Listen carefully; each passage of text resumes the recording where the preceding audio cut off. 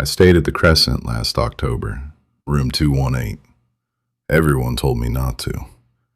My dad is from Eureka Springs, and he said that place has always been wrong. Remember to like and subscribe for more scary bedtime stories. The real history is worse than the ghost tour makes it sound. It's built in 1886, and they actually market it as America's most haunted hotel. During construction, one of the stonemasons plunged to his death, landing in what is now guest room 218. That's the room they warn you about. That's the one I booked 6 months out. Later, it wasn't even a hotel. In the 1930s, a con man named Norman Baker pretended to be a licensed physician and ran it as a cancer hospital. People died in the basement. They still have the morgue down there. You can see the slabs where he did his autopsies. They also tell you about Theodora, one of Baker's patients who died under his care. She haunts the hotel by tidying up behind guests, rearranging their closet, or stacking spare change.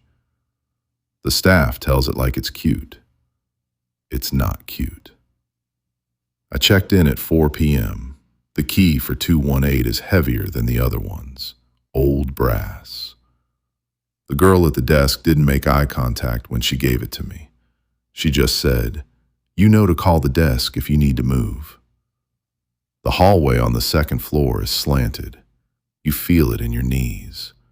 And it smells like old stone dust, even though it's all carpeted now. Room 218 is in the corner, bigger than the photos. 4-poster bed, fireplace that doesn't work, bathroom with a clawfoot tub. The air conditioner was blasting at 62, even though I hadn't touched it. Freezing.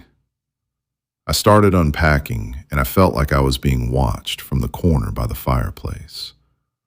That heavy feeling, like someone standing too close behind you in line. I told myself it was the story getting to me.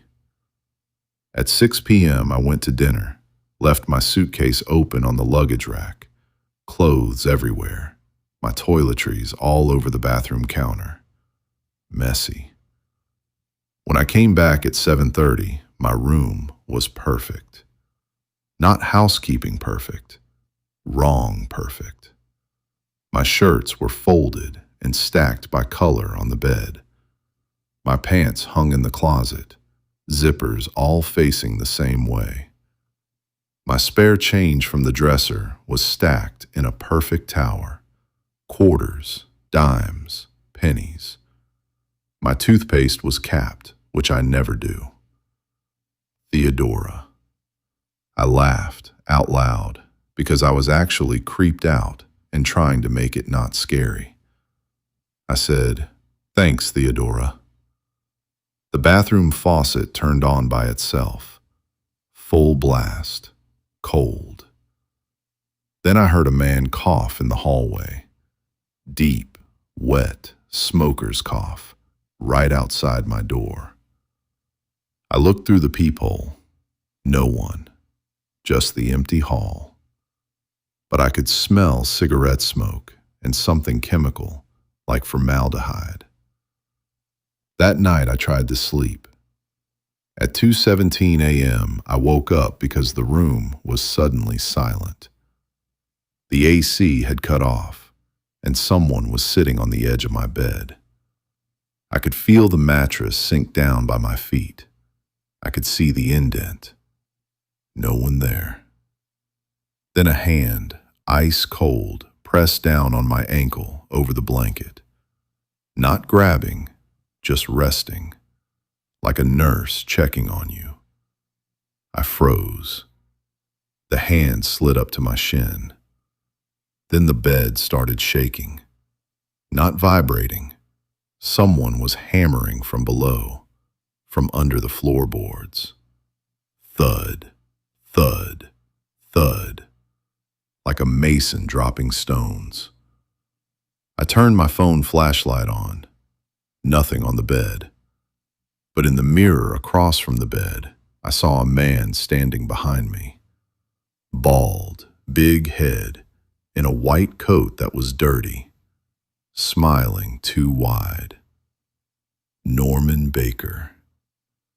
I blinked, and he was gone. The hammering stopped.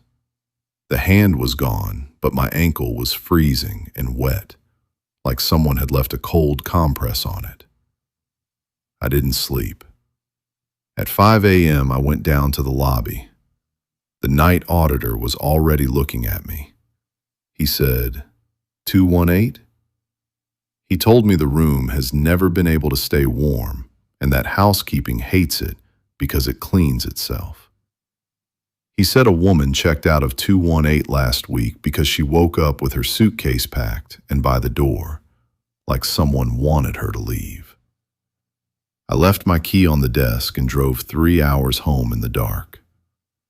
I didn't go back for my folded clothes. When I got home, my ankle had 4 faint fingerprint bruises, yellow, already fading, like they'd been there for days.